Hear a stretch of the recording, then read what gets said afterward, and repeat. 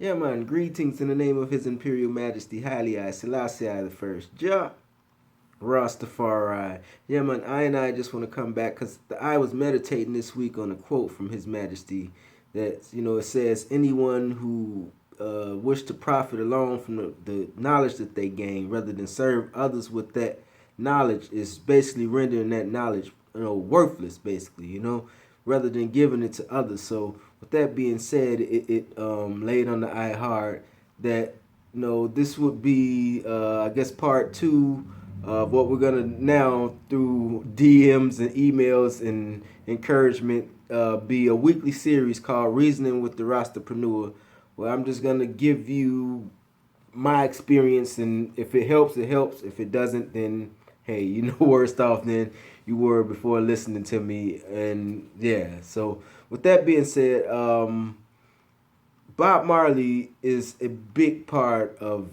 the Eyes journey, if you will. Part one, you learned about a little bit of the old guy, but the new guy is the new guy, a big part because of Bob Marley and reggae music. And what Bob Marley meant as a whole, like as a human, take the Rastafari thing apart and just talk about peace, love, and uniting all mankind. So, with that being said, I've been naming the titles um, after Bob Marley songs, if you will. Like week one was kind of like "Wake Up and Live." It's saying that no matter who you are, where you come from, you could do it, right? But week two, we're gonna call this "Lively Up Yourself," right? Because the thing is that a lot of us are just happy. Well, not, and that's the thing. I shouldn't say, because if you are happy, then you're happy. But a lot of people are unhappy in a situation that they keep complaining about, but they don't do nothing about it. And I learned, in my experience, that sometimes you're just comfortable with where you are, and if you don't know knowledge, you only as the opportunities only available as much as you know that they're available, what's available to you. So, with that being said, in this week, I'm going to share, kind of just talk about business in the sense of this, right? When we're taught as a youth, go to school, get a good education, so we could get a job, right? And that was like taught or embedded at least in the community where I grew up in, and those that I knew, and not just in the Chicago urban community, but those that I knew around the hood. It was like your parents tell you go to school, get a job, get a good education so you can get a good job. But that's basically teaching you to be an employee. What I'm going to talk about today is what hit me and actually what made me change my mind with that game plan, because I watched both of my parents who worked for multiple years at corporations, AT&T for my mom, and it was a company called Consolidated Freightways, so CF for my dad, right?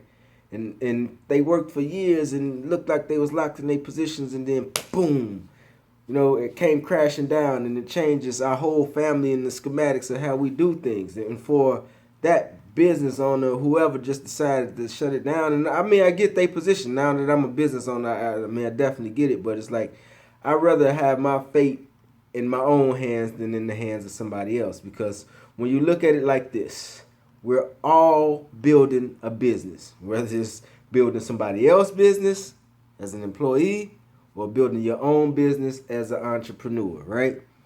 So I think about it. I thought about it in terms of this. I said, for me, now don't get me wrong. You got to start where you start. You got to be patient, and you got to climb your way up.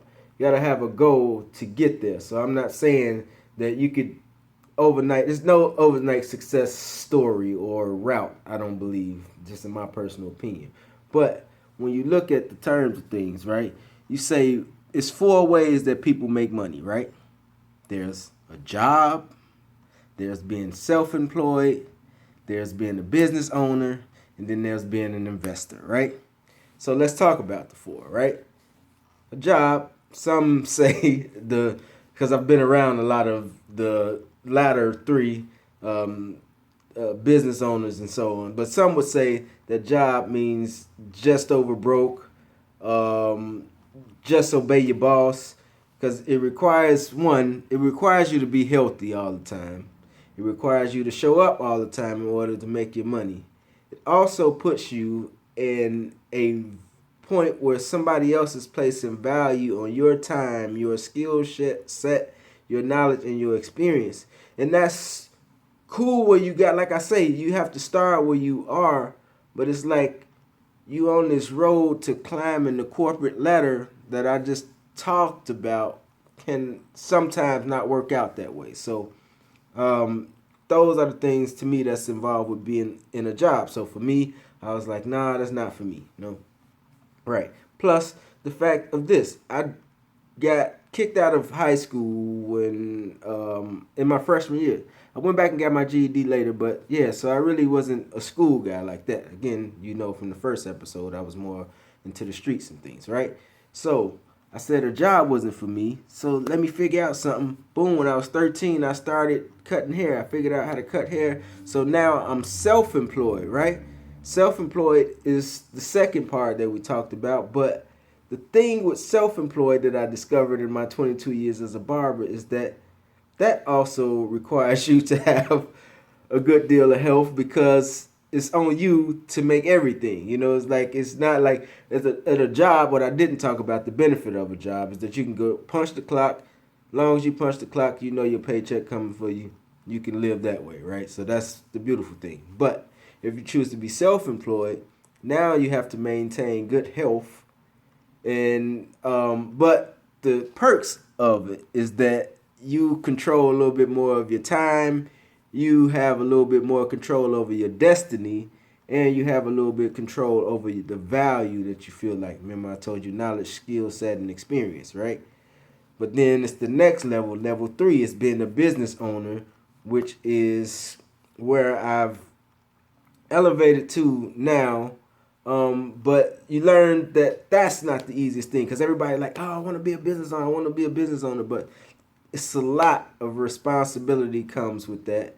It's a lot of financial literacy, which is what's lacking in our communities. Like, I wish there was a course when you start high school that's teaching you financial literacy. I talk about it so much because in 80%, I would say, of the urban households, and I'm not saying these are studies that I'm remembering reading, there are no financial advisors. So if there's no financial advisors, there's no financial literacy. So you don't think about expenses versus income, you know, and that's why, like most of us, even when we get a kind of decent paying job, it's like, oh, we overspend because, again, the financial literacy isn't there.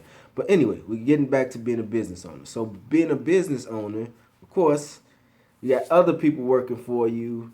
You can dictate your time a little bit more. You can spend a little bit more time with your family.